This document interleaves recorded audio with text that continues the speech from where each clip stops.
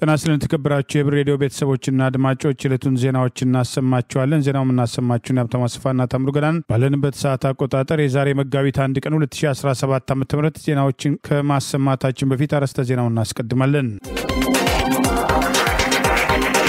በተለያዩ አካባቢዎች እየተጠናከረ የመጣ የፋኖ ጥቃት፣ የህወሓቱ ጀነራል ስጋት፣ ሃይማኖትና የማህበራዊ ሚዲያ ውዝግቡ፣ ነውረኛው አውሮፕላን አስተናጋጅ ጌታቸው ረዳና ጀነራሎቹ፣ የፋኖ ሪፎርም፣ የተፈናቃዮች ጥሪና የደቡብ ሱዳን ቀውስ የሚሉና ሌሎችም ወቅታዊ ዜናዎች አሉን። ዝርዝሩን እነሆ።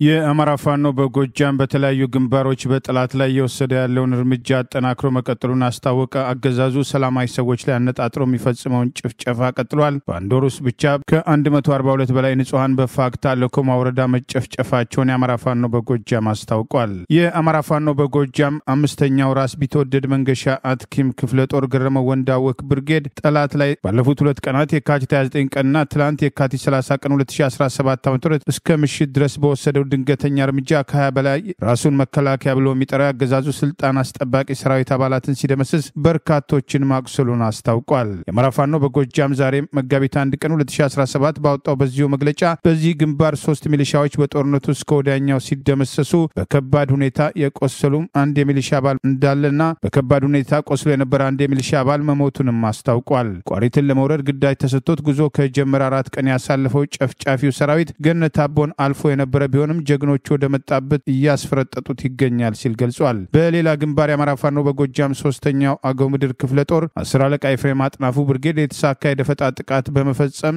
የጠላትን ኃይል ከጥቅም ውጭ በማድረግ መደምሰሱን ገልጿል። ኤፍሬም አጥናፉ ብርጌድ በደፈጣ ያገዛዙ ስልጣን አስጠባቂ ሎሌዎች አመድ መሆናቸውን ከአዲስ ቅዳም ወደ አሸዋ ጉዞ ሲያደርጉ የነበረው በፓትሮል ላይ አንድ ዲሽቃ የጫነ የጠላት ኃይል በኤፍሬም አጥናፉ ብርጌድ አሸዋ ላይ በደፈጣ ሲመቱ መኪናው ተገልብጦ 6ቱ መሞታቸውን ዲሽቃውም ከጥቅም ውጭ መሆኑን ጠቅሷል። ይህ በእንዲህ እንዳለ የአማራ ፋኖ በጎጃም የአብይ አገዛዝ ስልጣን አስጠባቂ ጦር ሰላማዊ ሰዎች ላይ እየወሰደ ያለው ጭፍጨፋ መቀጠሉን አስታወቀ። ይኸው ራሱን መከላከያ ብሎ የሚጠራው የአብይ አገዛዝ ስልጣን አስጠባቂ ጨፍጫፊ ሰራዊት መንገድ ስራ ላይ የነበረን አንድ የማሽን ኦፕሬተር በግፍ የገደለ ሲሆን ከጅጋ ገበዘ ማርያም አርብ ገበያ ግብ አባይ ቲሊሊ የአስፓልት መንገድ ፕሮጀክት ስራ ላይ የነበረን የከባድ ማሽን ኦፕሬተር በዛሬው ዕለት በግፍ መረሸናቸውን ገልጿል። ይህ ስርዓት አማራው መሰረተ ልማት እንዳይኖረው በተገኘው አጋጣሚ ሁሉ እያወደመ ይገኛል ያለው መግለጫ በደረሰበት ሁሉ ትምህርት ቤቶችን እያፈረሰ ከዚያም ሲዘል እንደ ካምፕ እየተጠቀመ ይገኛል ያለ ሲሆን ይህ ስርዓት ፋኖ በተቆጣጠራቸው አካባቢ ያሉ የጤና ጣቢያዎችን መድኃኒት በመከልከል ህዝብን በበሽታ የመጨረስ ዓላማውን ተግባራዊ እያደረገ መሆኑን ጠቅሷል። በዚህ ሳምንት ብቻ በምዕራብ ጎጃም ዞን ገነት አቦ የሚገኘውን ማህበረሰብ ቡቲኮችን፣ ጫማ ቤቶችን፣ ሆቴሎችን፣ ሞባይል ቤቶችን፣ ኤሌክትሮኒክስ ቤቶችን፣ ሞተር ሳይክሎችን ዘርፏል፣ አቃጥሏል። በአጠቃላይ ከ20 በላይ ሱቆችና ሆቴሎችን በመስረፍ አሳፋሪ ስራ ሰርቷል ሲል የአማራ ፋኖ በጎጃም በዚሁ መግለጫ ጠቅሷል። በተመሳሳይ ሁኔታ በትላንትናው ዕለት በደጋ ዳሞት ወረዳ ዝቋላ ወገም ቀበሌ ወገም ጊዮርጊስ ቤተክርስቲያን ውስጥ የተለመደውን ሃይማኖታዊ ክንዋኔ በመፈጸም ላይ ያሉ ከ20 በላይ አርሶ አደሮችን ያገዛዙ ዙፋን ጠባቂ ሰራዊት በማፈስ ወደ ፈረስ ቤት ከተማ የወሰዷቸው ሲሆን ለከተማው ማህበረሰብ የፋኖ ታጣቂዎችን ማርከን መጣን የሚል ተራ ፕሮፓጋንዳ መንዛታቸውን የታፈኑትን በፎቶግራፍ አስደግፈው የአማራ ፋኖ በጎጃም በዚሁ መግለጫ ጠቅሷል። የአማራ ፋኖ በጎጃም ምክትል ቃል አቀባይ ፋኖ ስቲበል አለሙ ዘሪሁን አገዛዙ ከ142 በላይ ንጹሐን በፋግታ ለኮማ ወረዳ መጨፍጨፉን አስታውቋል። የብልጽግና አሸባሪ ኃይል ወደ አማራ ክልል ከገባ ጀምሮ በአንድ ወር ብቻ ከ142 በላይ ንጹሐንን መጨፍጨፉን አረጋግጠናል ያለው ምክትል ቃል አቀባዩ በትላንትናው ዕለት ብቻ ህጻናትን ጨምሮ ከ4 በላይ ንጹሐን በአዊ ዞን ፋግታ ለኮማ ወረዳ የተጨፈጨፉ መሆኑን በአካል በመገኘት አረጋግጠናል። አማራን ሊያጠፋ የመጣን አሸባሪ ኃይል መደምሰስና ማሸነፍ ግዴታችን ነው ሲል አስታውቋል። ምክትል ቃል አቀባዩ አያይዞም የኢትዮጵያ ችግር የሚፈታው እኛ በያዝነው የፋኖነት መንገድ ብቻ ነው በማለት የአባቶቻችንን እንቢተኝነት ልትከተሉ ይገባል በማለት ሌላውም ህዝብ የፋኖን እንቅስቃሴ እንዲደግፍና የራሱን ትግል እንዲያደርግ ጥሪ አቅርበዋል። በኢትዮጵያና በኤርትራ መካከል ጦርነት በማንኛውም ጊዜ ሊጀመር ይችላል የሚል ግምት ያደረባቸው የቀድሞ የመከላከያው ኢታማጆር ሹም ሌተና ጀነራል ጻድቃን ገብረተንሳይ የማዕከላዊ መንግስትም ሆነ ዓለም አቀፉ ማህበረሰብ የጦርነቱን ድባብ በ11ኛው ሰዓት ላይ ሊቀለብሰው ኃላፊነት ተጥሎበታልም አሉ። የቀድሞ የህወሓት ታጋይ በዘመነ ህወሓት ኢህአዴግ የመከላከያው ኢታማጆር ሹም በአሁኑ ወቅት በአቶ ጌታቸው ረዳ በሚመራው የትግራይ ክልል ጊዜያዊ አስተዳደር ከፍተኛ ኃላፊ የሆኑትም የኢትዮጵያና የኤርትራ መንግስትን ወደ ጦርነትም ሊገቡ ከቻሉ ጦርነቱ ከድንበር ተሻግሮ ሱዳንን የቀይ ባህርን ቀጠና ለከፍተኛ ስጋትም ይከታል። የጦርነቱ ዳፋም በወታደራዊ ግንባታው ጠንካራና ልምድ ያለውን ታጣቂ ሰራዊትም አፍርቷል ያሉትን የትግራይ ክልልንም ሊያዳርስ ይችላል ሲሉ ጀነራሉ አስጠንቅቀዋል። ትግራይ ክልል ካለፈው ውድቀት ብዙ መማሩን የገለጹት የትግራይ ክልል ባለስልጣኑ ጀነራል ጻድቃን የትግራይ ክልል በአሁኑ ወቅት ስለ ጦርነት ሳይሆን ስለ ሰላም አስፈላጊነት በዋነኛ መንገድ ያቀነቅናል። ይህ ሁሉ የሰላም በሮች ቢጠቡም የሰላም እድሎችን አሟጦ መጠቀም ግድ ይላልም ብለዋል። የፕሪቶሪያው የሰላም ስምምነትን ተከትሎም ቅድመ የሰላም ስምምነቱ ፍቅር በፍቅር የነበሩትም ያሏቸው የአዲስ አበባና የአስመራ ገዦችም ፍቅራቸው ከድህረ ፕሪቶሪያው የሰላም ስምምነት በኋላ እየተቀዛቀዘ መጥቶም የማይቀረው ጦርነትም ከደጃፍ ይገኛል። የጦርነትም ዝግጅቶችም ከወደ መጨረሻው ደረጃም ደርሰዋል ያሉት ጀነራል ጻድቃን የጦርነት አስከፊነትን ጠንቅቆ የሚያውቀው የትግራይ ክልል በአዲስ አበባ ገዦችና በአስመራ ገዦችም በሚደረገው ጦርነትም የትግራይ ክልል የጦርነት አውድማ መሆኑ ሳይታለም የተፈታ ነው። ኤርትራም ከኢትዮጵያም ከተገነጠለች ጀምሮ በስልጣን ላይ የሚገኘው የኤርትራ አስተዳደር ባህሪውን በቅርበትም እንደሚያውቁ የገለጹትም ጀነራል ጻድቃን እርሱም በአካባቢው ባሉ አገሮች በተለይ በኢትዮጵያና በሱዳን አጋጣሚዎችን መጠቀም ነው ብለዋል። የፕሬዝዳንት ኢሳያስ አፈወርቂ አስተዳደር በኢትዮጵያና በጎረቤቶቹም ኪሳራን የኤርትራን ጦርን እንደ እስራኤል ጠንካራ ማድረግም ኢኮኖሚውንም እንደ ሲንጋፖር ማጎልበትም የህዝቡን ማህበራዊ ኑሮን እንደ ዴንማርክ ለማሳደግ ህልም አለው ያሉት ሌተና ጀነራል ጻድቃን ይህ የኤርትራ መንግስትም በደቡባዊ አቅጣጫ የሚገኘውን የትግራይ ክልል ወንድም ህዝብን የግጭትም አውድማ ለማድረግ ይፈልጋል። ምክንያቱም ትግራይ ለአቶ ኢሳያስ አስተዳደር ምቹ ባለመሆኗ ነው ሲሉም አስተያየታቸውን ሰንዝረዋል። የትግራይ ጥቅምን ለማስጠበቅ ጦርነትን ማስቀረትም አሊያም ጦርነቱ አፍጥጦም ከመጣ በአጭር ጊዜ መፈጸም የግድ ይላል ያሉት ጀነራል ጻድቃን የኢትዮጵያ መንግስትን ሆነ ዓለም አቀፉ ማህበረሰብ በተለይ የፕሪቶሪያው ታዛቢዎችም በአካባቢያችን የሚታየውን 11ኛ ሰዓት ላይ የደረሰውን የጦርነት ደመናን የማስቀረትም ኃላፊነት አላቸው ሲሉም አስጠንቅቀዋል። በጎንደር የተለያዩ ግንባሮች እየተወሰደ ያለው ወታደራዊ እርምጃ መጠናከሩን የአማራ ፋኖ አንድነት በጎንደር አስታወቀ። የአማራ ፋኖ አንድነት በጎንደር ዞዛምባ ንጉስ ክፍለ ጦር ትላንት የካቲት 30 ቀን 2017 ከወርጋጃና ከብናት ተነስቶ ገላ መታጠቢያ ላይ ያሉ ፋኖዎችን ለማፈን ሙከራ ያደረገው ራሱን መከላከያ ብሎ የሚጠራ አብይ አገዛዝ ስልጣን አስጠባቂ ጦር ከቀኑ 7 ሰዓት እስከ 9 ሰዓት ድረስ በነበረው ውጊያ በፋኖ ከፍተኛ ኪሳራ ማስተናገዱ ተገለጸ። የአማራ ፋኖ አንድነት በጎንደር ምክትል ቃል አቀባይ አርበኛ ድረስ ሞላ በላከው በዚሁ መረጃ የዞዝ አምባ ንጉስ ክፍለ ጦርና የጣይቱ ክፍለ ጦር አካል የሆነችው አሳምነው ብርጌድ ጋር በመሆን ፋኖን አፍናለሁ ብሎ የመጣው ኃይል ታፍኖ ሲቀጠቀጥ በመዋሉ ሰራዊቱን ሬሳና ቁስለኛውን ጭኖ በመጣበት መኪና ቁጥሩ ያልታወቀ የጠላት ኃይል ሰብአዊና ቁሳዊ ኪሳራ የደረሰበት ሲሆን ፋኖን አፍናለሁ ብሎ የመጣው ኃይል በመጣበት መኪና ሬሳና ቁስለኛውን ስቦ የተረፈ ኃይሉን ጭኖ መፈርጠጡን አስታውቋል። ይህ በእንዲህ እንዳለ ዛሬ ሰኞ መጋቢት 1 ቀን 2017 ዓ.ም ሰሜን ጎንደር ዞን አዲያርቃይ ወረዳ ዛሪማ ቀበሌ በአማራ ፋኖ አንድነት በጎንደር በደብ ጠለም ተከዜ ክፍለ ጦር በጠላት ላይ ድንገተኛ የደፈጣ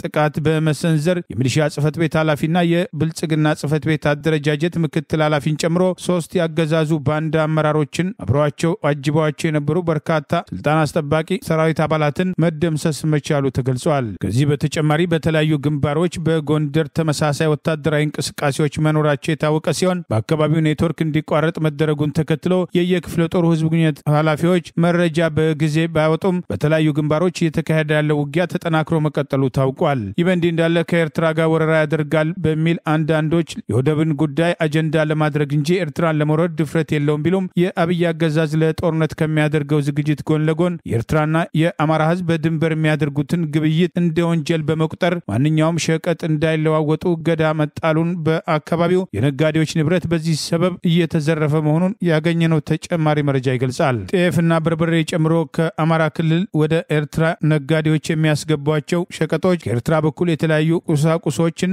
በተመሳሳይ ያመጡ የነበሩ ነጋዴዎች እንደ ወንጀለኛ ተቆጥረው ዝርፊያ እየተፈጸመ ሲሆን በሁለት ሀገሮች ቀደም ሲል ከፍተኛ ውጥረት በነበረበት ወቅት ጭምር በድንበር ላይ የሚደረጉ ግብይቶች እንደነበረው የሚያስታውሱ ወገኖች በአሁኑ ወቅት እየተደረገ ያለው ግልጽ የጦርነት ትንኮሳ አካል መሆኑን ጠቅሰዋል። የአብይ አገዛዝ በርከት ያለ ከባድ መሳሪያ ጭምር በአሰብ ግንባር በግንባር እያሰለፈ ሲሆን በኤርትራ በኩልም ተመሳሳይ እርምጃዎች ወደ አሰብ እየተወሰዱ መሆኑን አሰብን በጉልበት እንቆጣጠራለን የሚለው አብይ አህመድ አገዛዝ የአሰብ የኮሪደር ልማት የሚል እቅድ ጭምር ማዘጋጀቱን ተከትሎ በኤርትራ በኩል የሚደረገው ወታደራዊ ዝግጅትም እየተጠናከረ መምጣቱን የሚጠቅሱ መረጃዎች አሉ። የኤርትራ ውጭ ጉዳይ ሚኒስትር ትላንት ወደ ሳውዲ አረቢያ በመሄድ የፕሬዝዳንት ኢሳያስ አፈወርቂን መልእክት ማድረሳቸው የተጠቀሰ ሲሆን የአብይ አገዛዝ ከኤርትራ መንግስት ጋር ጦርነት ውስጥ ቢገባ አብይን አረብ ኤሚሬት ኤርትራን ሳውዲ በግንባር ቀደምትነት ሊደግፉ እንደሚችሉና የሁለቱም ህዝቦች የጦርነት አውድማ ሰለባ እንዳይሆኑ ጥንቃቄ እንዲደረግ ችግሮች በሰላም እንዲፈቱ ተደጋጋሚ ጥሪ ሲቀርብ መቆየቱ አይዘነጋም።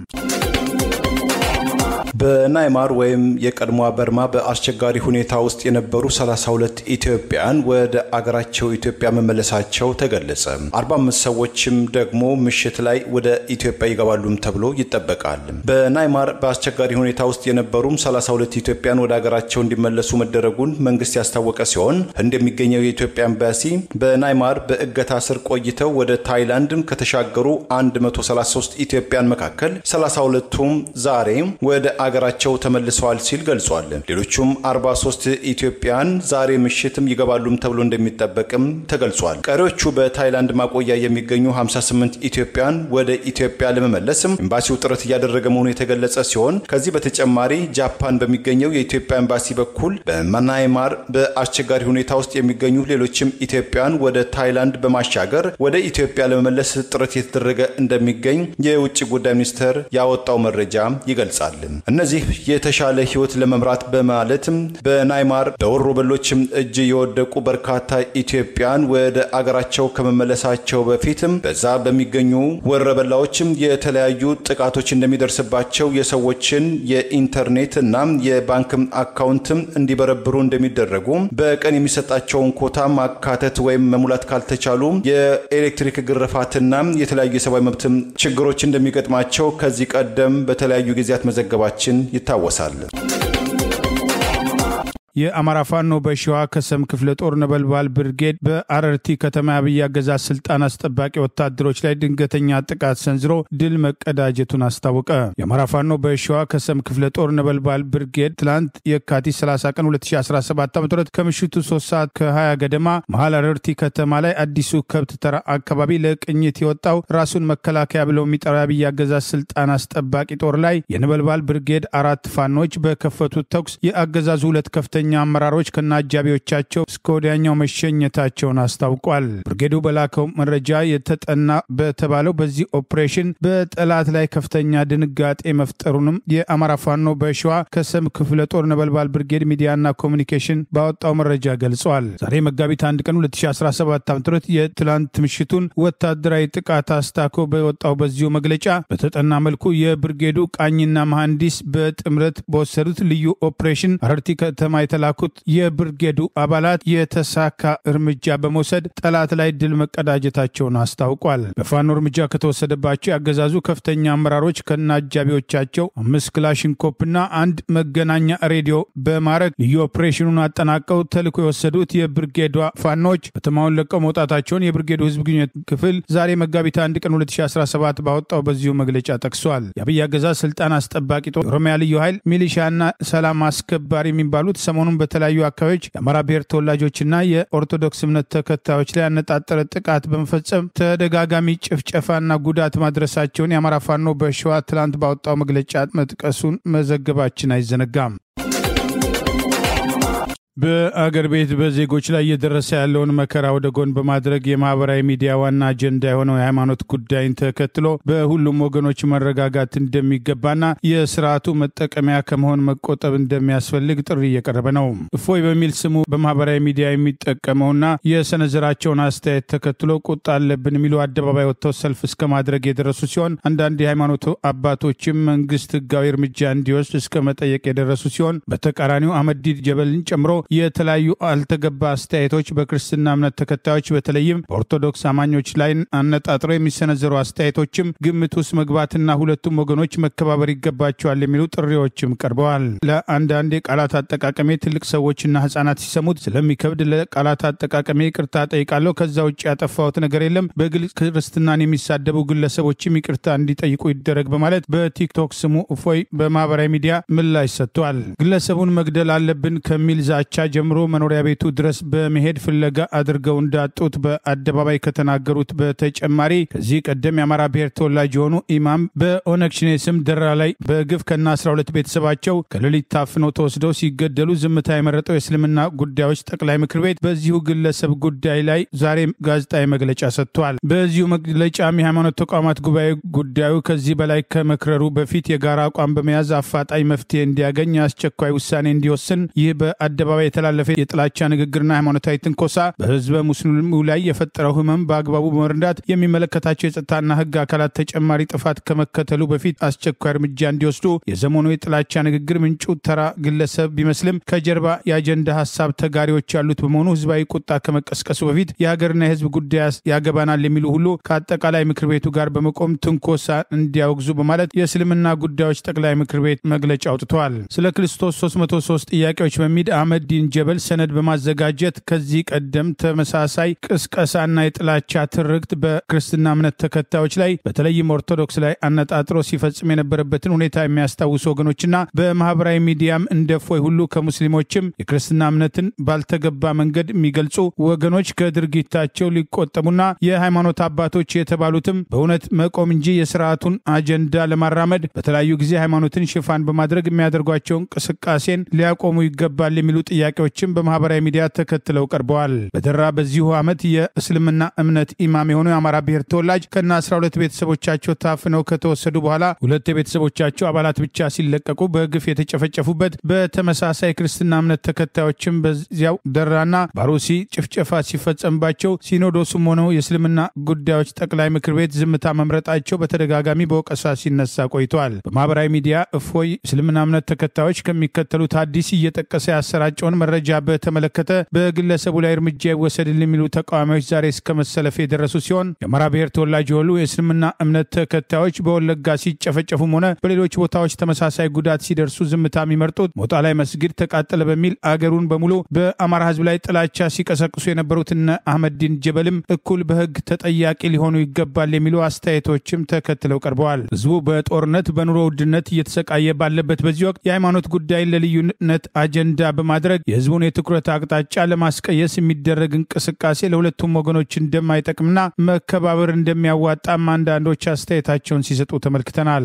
ይህም ቪዲዮ ስሙ እንቅስቃሴ ተጀምሯል። እስልምና ጉዳይ ተቋሙ ክስ ይመሰርታል። ይህን ድርጊት ዛሬም ትናንትም በፈጸሙ ሰዎች ላይ የህግ አስከባሪ አካላቶች ሰዎቹ በህግ ቁጥጥር እንዲሆኑ አላስፈላጊ ነገር እንዳይደረግ እንዲያደርጉ በህግ ተጠያቂ እንዲሆኑ እንጠይቃለን። ህጋዊውን ስርዓት ተከትለን እንሄዳለን።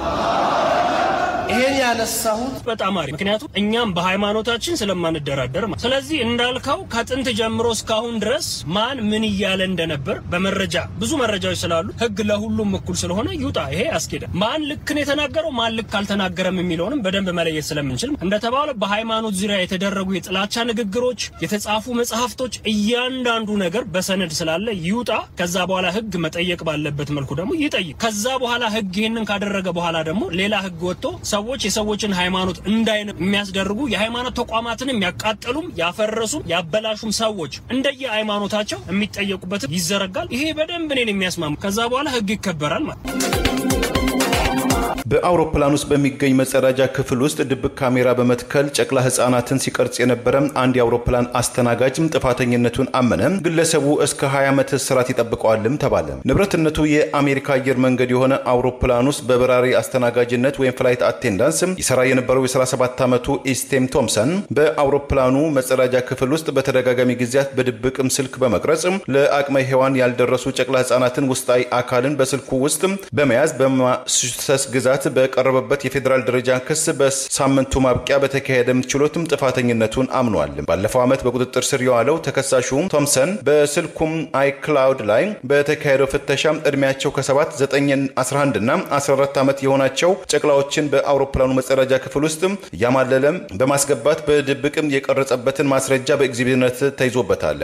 ባለፈው መስከረም ወይም በፈረንጆቹ ሴፕቴምበር 2023 አንዲትም ከቤተሰቦቿ ጋር ከቻርልስም ሰሜን ካሮላይና ግዛት ወደ ቦስተን ስትጓዝ የነበረች የ14 ዓመትም ጨቅላ በአውሮፕላኑ የፈርስት ክላስ መጸዳጃ ክፍል ውስጥ ቶምሰን በድብቅ የገጠመው መቅረጫን በማስመቻቸት ልጅቷን መጸዳጃ ክፍል ውስጥ እንድትገባ ማግባባቱን ተከትሎ ልጅቷን በመጸዳጃ ክፍል ውስጥ እርሷን ወደ መጸዳጃ ክፍል ከመግባቷ በፊት የሽንት ቤቱ መጸዳጃ ቤትም ተሰብሯል በማለት ራሱም ቶምሰን ወደ መጸዳጃ ክፍሉ ቀደም ብሎ በመግባት ለቀረጻ ማመቻቸቱን ተስተውሏል። በመጸዳጃ ቤቱ መቀመጫ ላይ ቀይ ፕላስተር ወይም ስቲከር የተመለከተችው ታዳጊዋም ተጓዥ የተመለከተችውን ድንገተኛ አጋጣሚን በስልኳ በመቅረጽ ከመጸዳጃ ክፍሉ ከወጣች በኋላም ለወላጅ አባቷም ተናግራለች። በልጃቸው ላይ የደረሰውን ተገቢ ያልሆነም ጸያፍ ድርጊት የተቆጡ ወላጅ አባቷም ወደ በራሪ አስተናጋጁ ቶምሰን ተንደርድረው ሲሄዱም ተጠርጣሪው የበራሪ አስተናጋጅ ቶምሰን መጸዳጃ ቤቱን በመቆለፍ አይፎኑን ስልኩን በመያዝ ለ5 ደቂቃዎች ያህል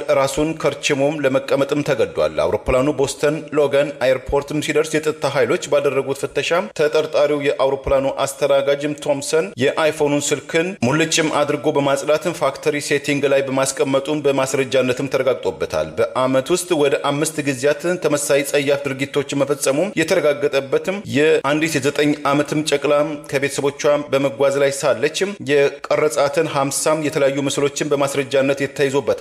ቨርጂኒያ ውስጥ ባለፈው አመት በቁጥጥር ስር የዋለው ተጠርጣሪው ግለሰብ በህግ ወጥ መንገድ የቀረጻቸውን የህፃናቶቹን ምስል በማስረጃነትም የቀረጸ ሲሆን ወላጆቻቸውንም ፖሊስም ማነጋገሩም አስታውቋል። በመጪው ሰኔም ወይም በፈረንጆቹ ጁን 17 2025 የፍርድ ቤት ውሳኔ የሚጠብቀው ቶምሰን ከ20 እስከ 30 ዓመት የሚደርስ ቅጣት የሚጠበቅበት ሲሆን ጥፋተኝነቱን በማመኑ ከ15 ዓመት እስከ 20 ዓመት ድረስ በማረሚያ ቤት ውስጥ እንደሚቆይም ተጠብቋል።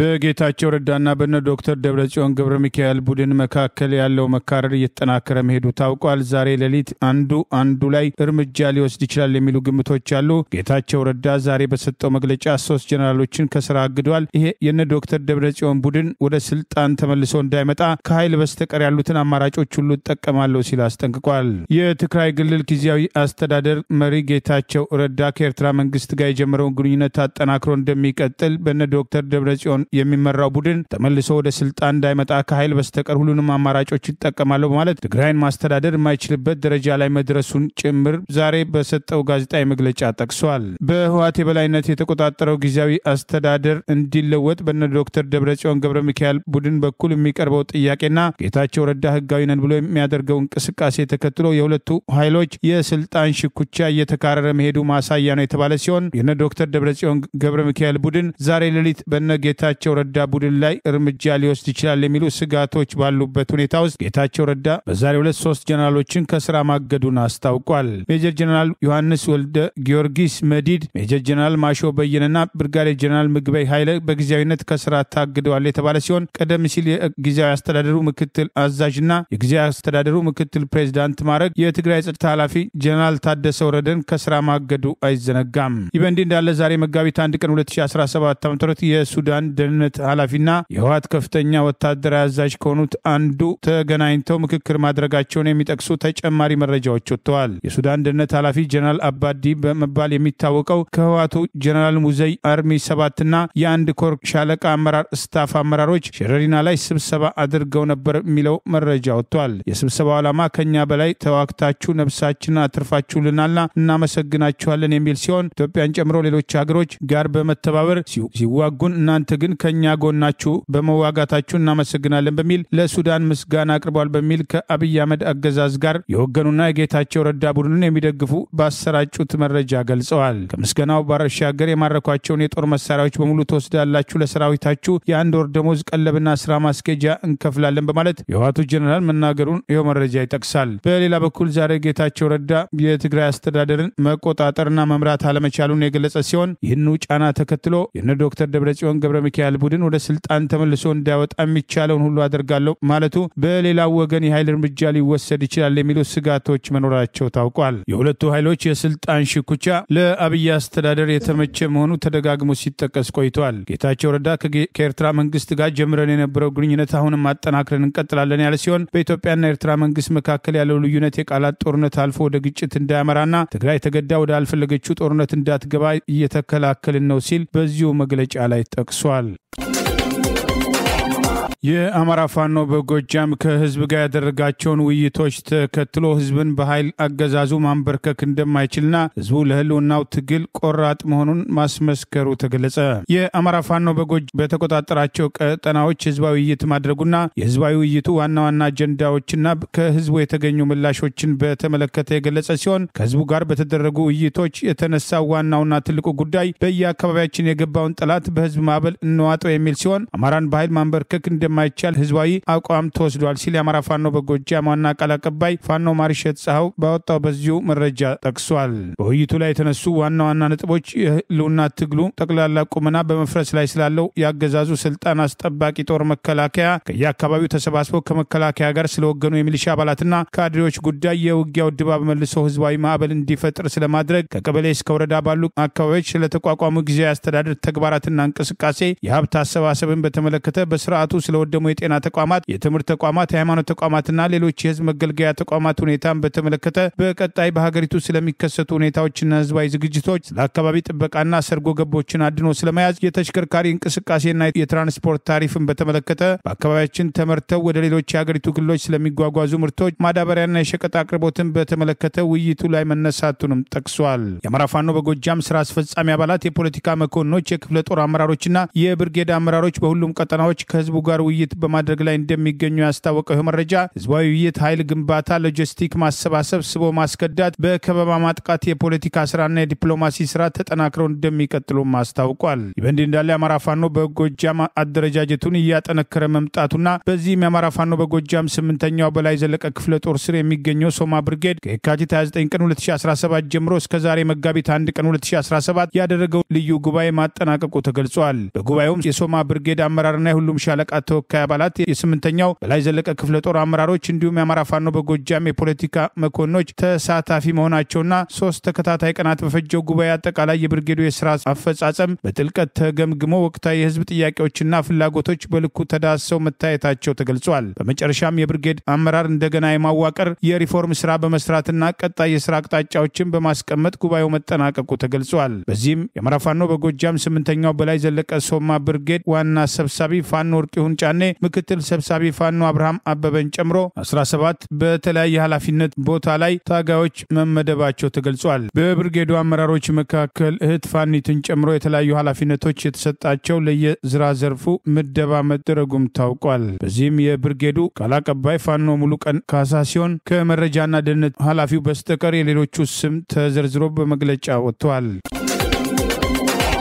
የጣሊያን መንግስት ወደ ግዛቱ እንዳይገቡ የከለከላቸው ኤርትራውያን ተገን ጠያቂዎችን ጨምሮ በርካታ ስደተኞች ካሳ እንዲከፈላቸው የአገሪቱ ከፍተኛ ይግባኝ ፍርድ ቤት ውሳኔ አስተላለፈ።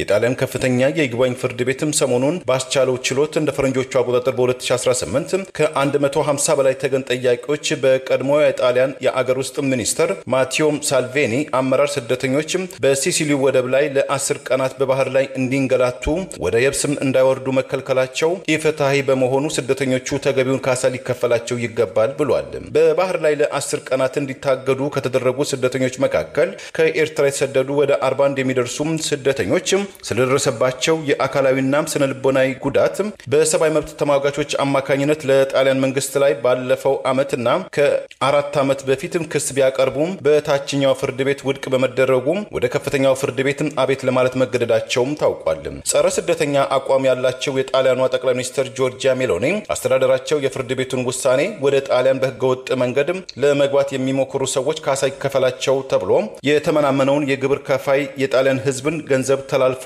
ለህገወጥ ስደተኞች ካሳ ይሁን የሚል ውሳኔ ማስተላለፍ በእጅጉም ተስፋ አስቆራጭ ነው ብለውታል። የቀድሞው በአሁኑ የትራንስፖርት ሚኒስትር የጣሊያኑ ምክትል ጠቅላይ ሚኒስትር ማቴዎ ሳልቬኒ በማህበራዊ ትስስር ገጻቸው እነዚህ ዳኞች ለህዝቡ የህገወጥ ስደተኞችን ካዘኑ ለስደተኞቹ ካሳውን ይክፈሏቸው ይቀበሏቸው፣ ቀይ ምንጣፍም አንጥፈው ይቀበሏቸው በማለትም የካሳ ክፍያውን የተቃወሙ ሲሆን አብዛኞቹ ስደተኞችን በተለያዩ የአውሮፓ ሀገራት እንዲሰፍሩ መደረጋቸውም ለእያንዳንዱ ስደተኛ በነፍስ ወከፍም እስከ 2000 ዩሮ ይከፈላቸዋልም ተብሎ ተገምቷል። የሊግ ፓርቲ መሪው ማቴዎ ሳልቬኒ ስልጣናቸውን በመጠቀም ስደተኞችን በማፈን ወይም ኪድናፕ በማድረግ የሰብአዊ መብታቸውን በማፈናቸው እስከ 6 ዓመትም ይታሰሩ የሚል ጥያቄ የቀረበበትም ከሳሽም አቃቢ ህግ ጥያቄው ፍርድ ቤትና የጣሊያን ሴናት ውድቅ ማድረጉ ሳልቬኒ በወቅቱ የጣሊያንን ብሔራዊ ድንበርን ማስከበር ወንጀል አይደለም፣ በፍርድ ቤቱ ውሳኔም ተደስቻለሁ፣ ሊጋችን አሸንፏል፣ ጣሊያንም አሸንፋለች በማለትም ለጋዜጠኞች መናገራቸው አይዘነጋም። በአማራ ማንነታቸው ሳቢያ በኦሮሚያ ክልልና በደቡብ የተሰነዘረባቸውን ጥቃት ተከትለው በህይወት ተርፈው በአማራ ክልል በጃራ ቱርክ ካምፕና መካነ ኢየሱስ የስደተኞች መጠለያ ጣቢያ የሚገኙ ተፈናቃዮች አቤቱታቸውን በአደባባይ አሰምተዋል። በማንነት ሳቢያ ከተሰነዘረባቸው ጥቃት በህይወት ተርፈው የመጡት እነዚህ ተፈናቃዮች በሚኖሩበት መጠለያ ጣቢያ ውስጥ ከዚህ ቀደም ድጋፍ ያድርጉ የነበሩ የረድኤት ድርጅቶች ስራ ማቋረጣቸውን ተከትሎ የምግብ እጥረቱ መከሰት ሕክምና ለማግኘት አስቸጋሪ እንዳደረገባቸው ገልጸዋል። ከመጠለያ ውጭ ያሉ የሀገር ውስጥ ተፈናቃዮች የከፋ ምግብ እጥረት እንዳጋጠማቸው ቅድመ ማስጠንቀቂያ ባለሙያ አቶ እድሪስ ሰይድ መናገራቸውን ጠቅሶ ዲደብሊው ዘግበዋል። በዋናነት ከኦሮሚያ ክልልና ከተለያዩ የኢትዮጵያ አካባቢዎች በማንነታቸው ሳቢያ የተሰነዘረባቸውን ጥቃት ተከትሎ ህይወታቸው ተርፎ ሌሎች ወገኖቻቸው ተጨፍጭፈው ተርፈው የመጡት ተፈናቃዮች በደቡብና ሰሜን ወሎ ዞን የሚገኙ የሀገር ውስጥ ተፈናቃዮች ባለፉት 2 ወራት ምንም አይነት የምግብ ድጋፍ ባለማግኘታችን ለከፍተኛ ችግር ተዳርገናል በማለት በምግብ እጥረት ምክንያት ህጻናትና አዛውንቶች ቤት መዋል መጀመራቸውን በሰሜን ወሎ ዞን ጃራ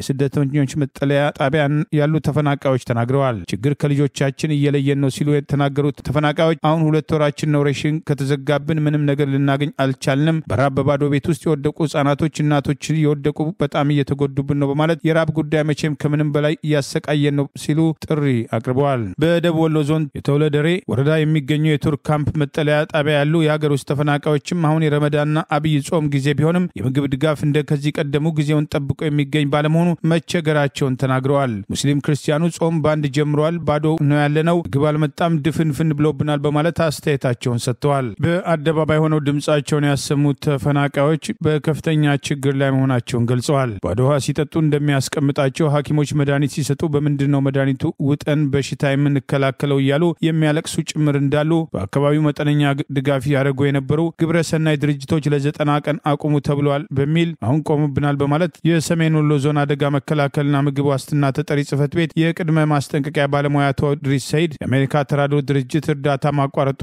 ለተፈናቃዮች ችግር መሆኑን መናገራቸውን ይኸው ዘገባ አመልክቷል። አሁን ባለው ሁኔታ እንደ ሰሜን ወሎ ያሉ ተፈናቃዮች ብቻ ሳይሆኑ ማህበረሰቡም ከሚገባው በላይ ችግር አለበት። የአሜሪካ ተራድኦ ድርጅት ዩኤስኤድ ከፍተኛ ድጋፍ ሰጪ ነበር በማለት ባለስልጣኑ መናገራቸውን ይኸው ዘገባ አስታውሷል። በደቡብ ወሎ ዞን ከ40 ሺህ በላይ ሀገር ውስጥ ተፈናቃዮች ያሉ ሲሆን የምግብ ድጋፍ ወቅቱን ጠብቆ የሚደረግ እንዳልሆነ በተደጋጋሚ ተፈናቃዮች ቅሬታ ያቀረቡ ቢሆንም ባለስልጣኑ ወቅቱን ጠብቆ ድጋፍ ተደርጓል በማለት ምላሽ መስጠታቸውንም ዘገባው ጠቁመዋል። የኢትዮጵያ ሰብአዊ መብቶች ድርጅት ህብረት ዳይሬክተር አቶ መስዑድ ገበየው የአሜሪካ ተራድኦ ድርጅት አገልግሎት ማቋረጡ በሀገር ውስጥ ተፈናቃዮች ላይ ከፍተኛ ተጽዕኖ እንዳለው መንግስት ይህንን የተቋረጠ የረድኤት ተግባር የሚሸፍንበት መንገድ ማሳወቅ አለበት ሲሉ መናገራቸውንም ዘገባው ጠቅሷል። አገዛዙ ጦርነትን የሙጥኝ በማለት ብልጭልጭ ፕሮጀክቶች ላይ በመጠመድ የሀገሪቱን ሀብት እያባከነ ባለበት በዚህ ወቅት ተጨማሪ ዜጎችን ለረሃብ አደጋ በማጋለጥ ከ20 ሚሊዮን በላይ ህዝብ የምግብ እርዳታ የሚፈልግ ሲሆን ከነዚህ መካከል 11.2 ሚሊዮን በላይ የሚሆኑት አስቸኳይ ምግብ እርዳታ እንደሚያስፈልጋቸው በርካታው ኃይል በአማራ ክልል እንደሚገኝ ተደጋግሞ ሲጠቀስ ቆይቷል። 2 ወራችን ሬሽን ተዘጋብን ምንም ነገር ልናገኝ አንችልም። ከራብ በባዶ ቤት ውስጥ የወደቁ ህፃናቶች እናቶቻችን በጣም እየወደቁብንና እየተጎዱብን ያለ ነው። የራብ ጉዳይ መቼም ከምንም በላይ በጣም እያሰቃየን ያለ ነው። ምንም ነገር የለንም። ልጆቻችን እየተራቡ እንጀራ ሲሉን በጎረቢ በጨንገር እያሰራራናቸው ነፍስ ያወቁትም ልጆች ጥለውን በቃ በየትም እየሄዱብን ምንለብሰውም ምንበላውም ማተን ማንም ጠያቂ ሳይኖረን በቃ ምንም ነገር የሌለን በጣም እየተቸጋገርን ያለነው። ሙስሊም ክርስቲያኑ ጾም ባንድ ጀምሯል ነው መልህ ባዶ ውስጥ ነው ያለነው። ምግብም አልመጣም። ይሄው ስንት ነገር ብታይ ድፍንፍን ብሎብን አሁን ባዶ ነው ያለነው። አሁን ባዶ እንኳን ውስጥ ሆኜ ነው የማናገር። ባዶ ላይ ነው ያለነው። ይህ በእንዲህ እንዳለ በክልሉ ተፈናቃዮች ብቻ ሳይሆን በህዝቡ ላይ የተከፈተውን ጦርነት ተከትሎ አርሶ አደሩ የዘራውን ሰብልና ያጨደውን ክምር በማቃጠል ጎተራ እየገለበጡ በመዝረፍና በመድፋት በሰላማዊ ሰዎች ላይ ከሚፈጸመው ጭፍጨፋ ጎን ለጎን ህዝቡን በረሃብ ለመቅጣት እየሰራ ያለው አገዛዝ ምክትል ጠቅላይ ሚኒስትር የተባለው ተመስገን ጥሩነህ ጨምሮ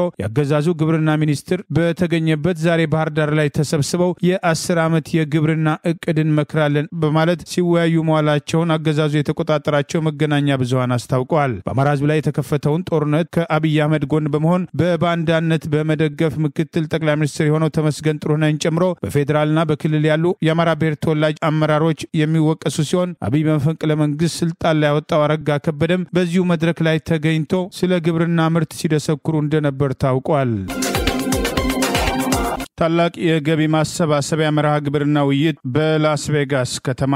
በአማራ ህዝብ ላይ በግፍ በፋሺስቱ አብይ አህመድ አገዛዝ የተከፈተውን ጦርነት ተከትሎ ህዝቡን ከጨርሶ መጥፋት ራሱን ለመከላከል በፋኖ ልጆቹ ከፍተኛ ተጋድሎ እያደረገ ቢሆንም አማራን በጥይት በድሮን በከባድ መሳሪያ ብቻ ሳይሆን ረሃብን እንደ ጦር መሳሪያ በመጠቀም ጦረኛው የአብይ አገዛዝ ሰብሎችን አውድሞ ክምር አቃጥሎ ጎተራ ዘርፎ ጤና ጣቢያዎችን ትምህርት ቤቶችን ጨምሮ የቻለውን ዘርፎና ያልተሳካለትን አውድሞ ከፍተኛ ማህበራዊ ቀውስ ለማስከተል እየሰራ ይገኛል። አራቱ የፋኖ አደረጃጀቶች በተቆጣጠሯቸው ነጻ አካባቢዎች የህይወት መስዋዕትነት እየከፈሉ ህዝባቸውን ለመታደግ ከሚያደርጉት ተጋድሎ በተጨማሪ የሰብአዊ ድጋፍ ጥሪ እንዲደረግ የአማራ ፋኖ በሸዋ፣ የአማራ ፋኖ አንድነት በጎንደር፣ የአማራ ፋኖ ጎጃምና የአማራ ፋኖ በወሎ ቤተ አማራ ያቋቋሙት ጊዜያዊ የሰብአዊ ድጋፍ አሰባሳቢ ኮሚቴ በየአካባቢው ካሉ የአማራ ማህበራት ጋር በመተባበር የጠራው የውይይትና የድጋፍ መርሃ ግብር በላስ ቬጋስ በሚካሄደው ታላቅ የድጋፍ ማሰባሰቢያና ውይይት መርሃ ግብር ላይ ረቡዕ ማርች 26 2025 ዓ.ም ከ4 ፒኤም ጀምሮ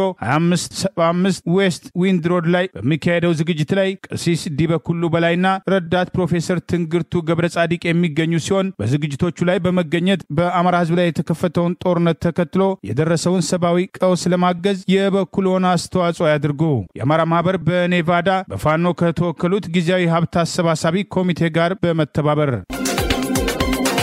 የአሜሪካ የውጭ ጉዳይ መስሪያ ቤት በጎረቤት ደቡብ ሱዳን ተስፋፍቷል ባለው የትግል አፈናና ወንጀሎች ሳቢያም አስፈላጊ ያልሆኑ ዜጎቹ ወይም ነን ኢመርጀንሲ ፐርሶኔል ጁባን በአስቸኳይ ልቀው እንዲወጡም ትዕዛዝ ሰጠ። ወደ ደቡብ ሱዳን የሚደረገው ጉዞም ማስጠንቀቂያ ደረጃ 4 ላይ መሆኑም ተገልጿል። የአሜሪካ አስተዳደር የአመጻ ወንጀሎች፣ የመኪና አፈናዎች፣ ግድያዎች፣ የደፈጣም ጥቃቶች፣ ዝርፊያዎችና የተለመዱ ወደ ሆኑባት ደቡብ ሱዳን የአሜሪካ ዜጎች ሊሄዱ አይገባም በማለትም አጽንኦት የሰጠም ሲሆን እንደ አሜሪካ የውጭ ጉዳይ መስሪያ ቤት መግለጫ የደቡብ ሱዳን ዋና ከተማ ጁባን ጨምሮ በአጠቃላይ በሚያስችል ደረጃ ሴቶች እህቶች የመድፈር ጾታዊ ትንኮሳዎች፣ በጦር መሳሪያ የታጀበ ዝርፊያና ሌሎችም ተመሳሳይ ወንጀሎች በስፋት እየተካሄዱ ይገኛሉ ብሏል። በፕሬዝዳንት ሳልቫኪርና በመከተላቸው ሪክ ማቻር መካከል እንደ ፈረንጆቹ አቆጣጠር በ2018 የተፈረመው ለ5 ዓመትም የተካሄደም ከ400,000 በላይ ዜጎችን ህይወት የቀጠፈው ጦርነትን ያስቆመው የሰላም ስምምነት ተሽሯል። ወደ ተካረረም የፖለቲካ ልዩነት መግባታቸው ፕሬዝዳንት ሳልቫኪር በዶክተር መቻል ላይ ያላቸው አመኔታ መዳከሙ፣ ምክትላቸው ሪክ መቻል ፕሬዝዳንት ሳልቫኪርን በአምባገነንነት መሰየማቸው ለሰላም ስምምነቱ ዘላቂነት ብርቱ ተግዳሮት መሆናቸውን በስፋት ተነግሯል። በሁለቱ የደቡብ ሱዳን መሪዎችም ደጋፊዎች መካከል ከቅርብ ሳምንታት ወዲህ የተቀሰቀሰው እንደ ፈረንጆቹ አቆጣጠር በ2016 ከሱዳን በመገንጠል የዓለማችን አዲሷ አገር የሆነችው ደቡብ ሱዳንን ወደማያባረቀው ስም ልትገባ ትችላለችም ተብሎ ተሰክቷል።